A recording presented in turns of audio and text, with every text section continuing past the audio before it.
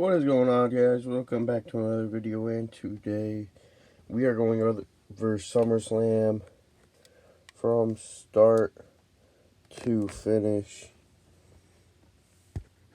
Moving in first, we got Logan Paul versus Ricochet, because Logan Paul had to go all from Detroit all the way to Texas to watch his brother fight. Now, for some reason, my lights are very low, so I'm using a flashlight to get this video out.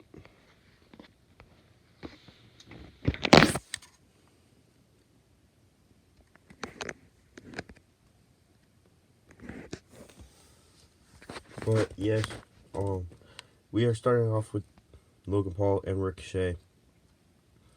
There was a lot of cool spots. Even one spot that kind of made me cringe, and that spot is when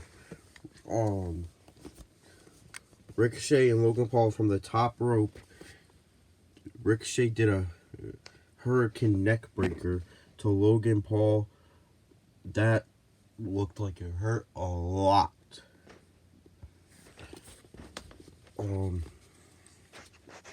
There was even, but my thing is with this match, I didn't really like it because I liked it, the spots and stuff, but the one thing that ruined it is that every time Logan Paul kind of got some offense, he'd be like, oh, to Samantha Irvin, Ricochet's fiance, he'd be like, oh yeah, yeah. It was like taunting in her face and stuff. So that kind of got boring. But it was a really good match, really cool. But in the end, one of Logan Paul's goons slid brass knuckles onto Logan Paul's fist, and he he punched Ricochet with the brass knuckles with the one lucky punch. So yeah. Moving into our next match, it is Brock versus Cody. This match was actually pretty good. I enjoyed it. I loved it. So yeah. But Brock even to the outside did an F5 to Cody Rhodes. And Cody bounced off the announcer's table and broke it in the back. It was insane. It looked like it hurt. Cody Rhodes was down at the count of it. He was down. He got up at like the count of 8, fell at 9. The ref was about to say 10, and he gets back in the ring. Brock Lesnar again destroys Cody Rhodes. There was even one time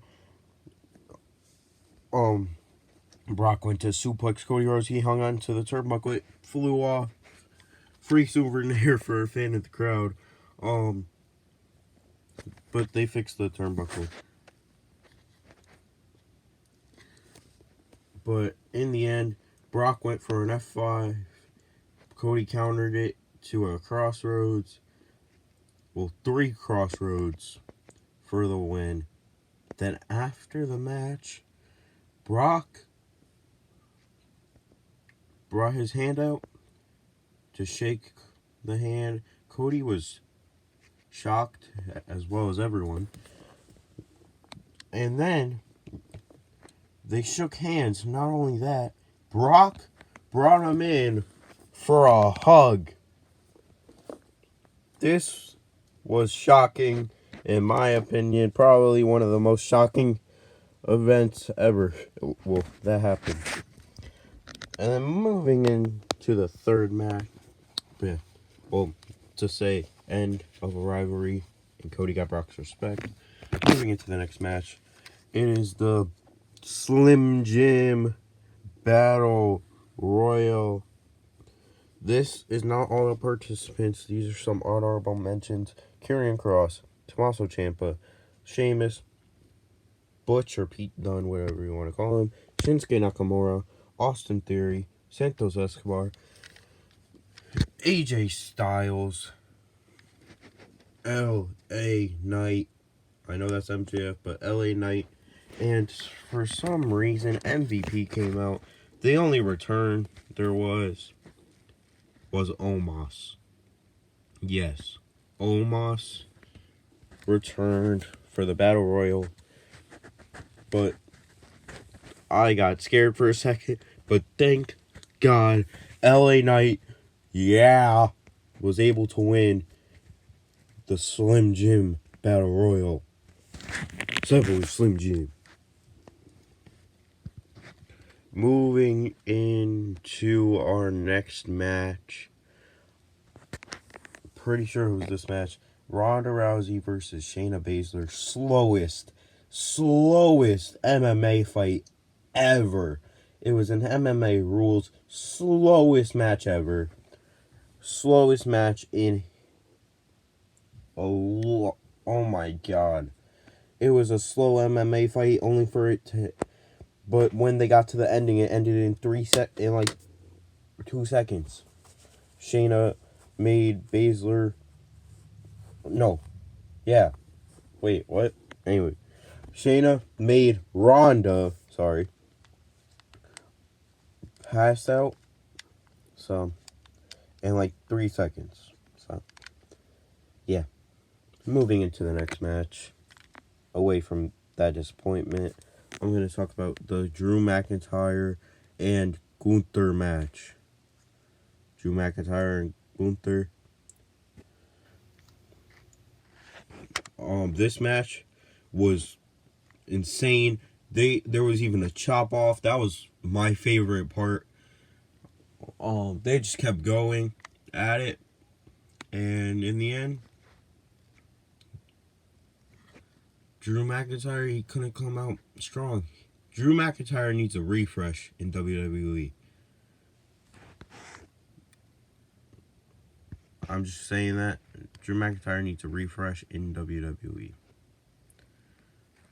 Because Gunther, he's 32 days away from breaking the world, from the Intercontinental record.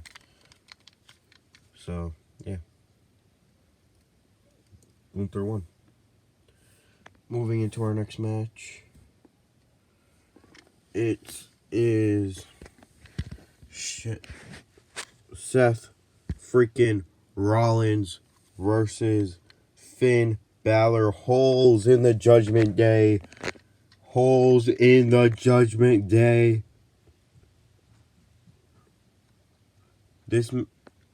Now, Seth Rollins tried to get in the head of Finn Balor. It worked.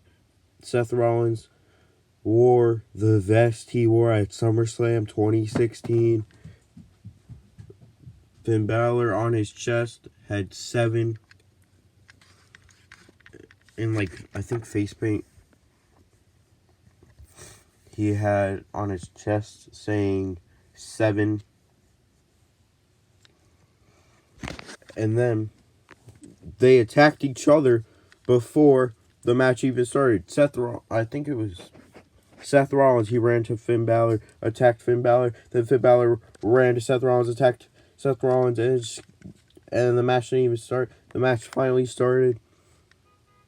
And let me just get to the holes in the Judgment Day. Priest, mid-match, Priest, from down the ramp, distracts Seth Rollins. Finn Balor rolls him up. Didn't work. Then,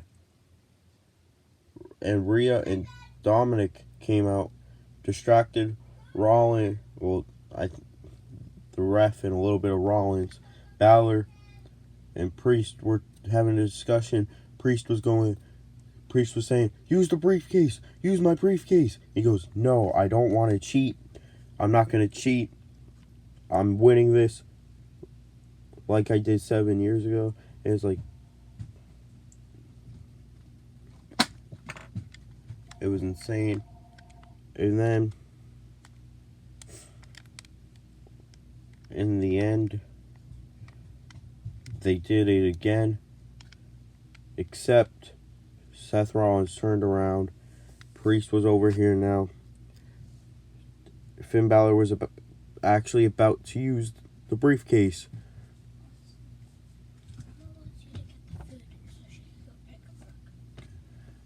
And Seth Rollins curb stomped Finn Balor onto the briefcase. 1, 2, 3. Holes in the Judgment Day.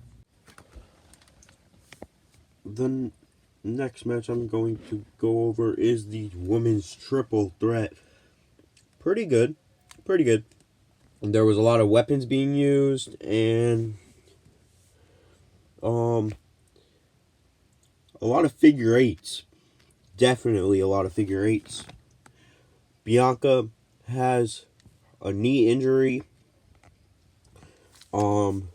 So they brought her to the back, and then Bianca came back, still hurting in the knee with the knee injury. Now I am doing these matches quick. I'm trying to get this video out as fast as possible. But yeah. So Charlotte puts Asuka in a figure eight. Bianca from the top jumps onto Charlotte,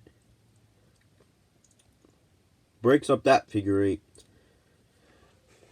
takes them both out. They're fighting.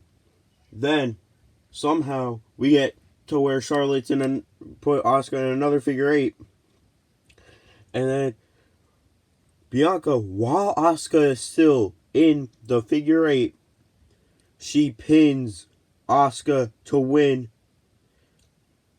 But that's not it. Bianca barely getting any time to celebrate. Io's music hits, runs down, and cashes it. No, as Bayley whacks everyone with the briefcase. Then they go into the ring. Whack Bianca, cash in from the top, moonsault. 1, 2, and 3, and Io Sky is the new women's champion. Now, the next match and the final match, we are going over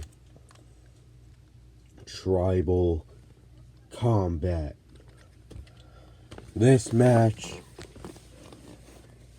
basically false count anywhere match.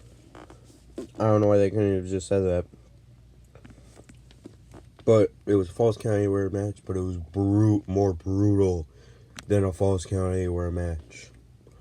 There was straps being used, making Roman bleed. There was tables being used.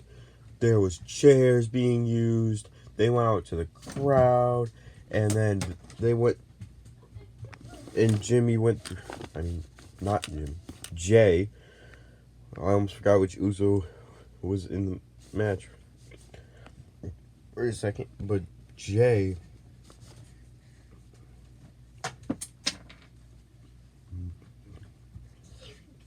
went through a table after he was beating Roman up.